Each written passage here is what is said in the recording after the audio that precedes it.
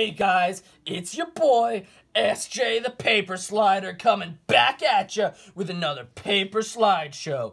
Today, I'm gonna be running you dudes through a brief history of campaign finance. First off, we're jiving straight on back to the 70s with Freaky Fika.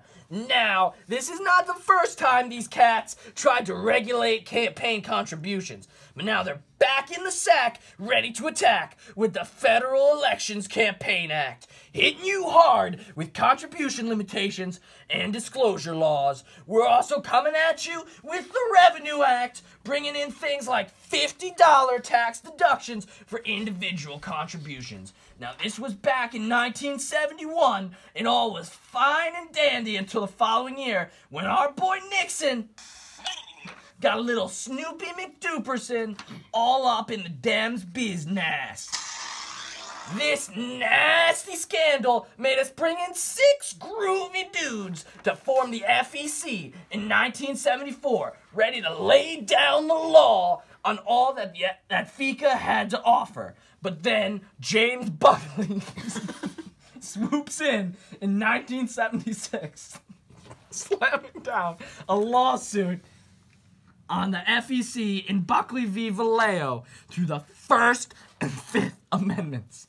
This strikes down limits on campaign expenditures, but leaves the contribution limits intact. But worry not, all you big spenders out there. We're going to see more amendments coming in 1979, introducing that real soft money, letting you donate to political parties for those bashing get out the vote ads.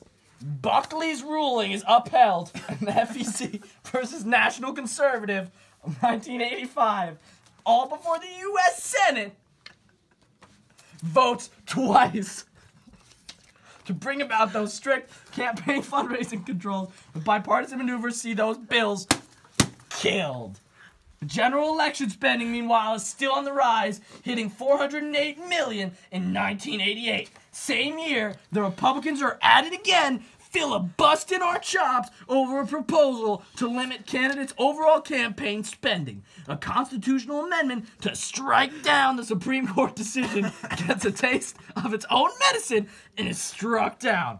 Now, only you 90s kids are gonna remember Austin v. Michigan State Chamber of Commerce, affirming the constitutionality of bans on corporations' campaign spending. The House and Senate approve spending limits and restrictions on PACs, but gridlock causes it to never see the light of Bush. O.G. Bush does strike a bill in '92 that would have provided partial public funding to congressional candidates and barred soft money for presidential candidates. The next few years, we're seeing a lot of bills setting spending limits and banning soft money killed in 94, 96, and 97, where McCain and Feingold get struck down in their soft money banning bill by another Republican filibuster. But don't worry, folks, we'll see more of these tall glasses of water later. Now it's time to party like it's 1999, because we got a slew of acts passed.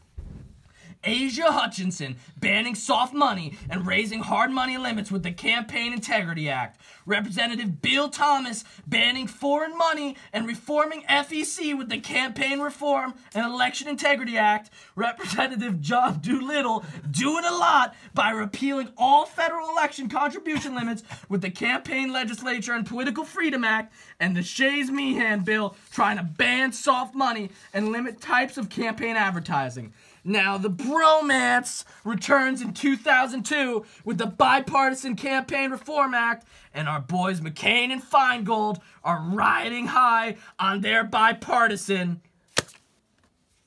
Now, after lawsuits from both parties, the BCRA is upheld in the Supreme Court in 2003, but certain advertisements are given a broad exemption in 2006 in the Right to Life v. FEC Supreme Court case. Buckley v. Vallejo is revisited in the 2006 case, Randall v. Sorrell, where Virginia's strict cap on financial donations to politicians is deemed unconstitutional under the First Amendment. Free speech, boy! BCRA is loosened in 2007 when the court gave greater latitude to what politician latitudes could say in an ad. Now comes 2010, where Citizens United, the FEC, rules to allow corporations and unions to advocate for or against candidates. Soon after, SpeechNow.org, the FEC, strikes down contribution limits to independent expenditure shops, and thus the Super PAC is born. Also in 2010, Obama and his peeps can't get the one Republican vote they need to pass the Disclosure Act, sad, which would have amended FECA to prohibit government contractors from expenditures to elections and established additional disclosure requirements for election spending. Now that we're in our current decade, we're fighting the big fight against those super PACs to take care of quid pro quo and keep bribery out of our politics. But what comes from that, my dudes, is yet to be seen. But now it's time to paper cut this slideshow short. This is SJ the Paper Slider signing off. See you next time.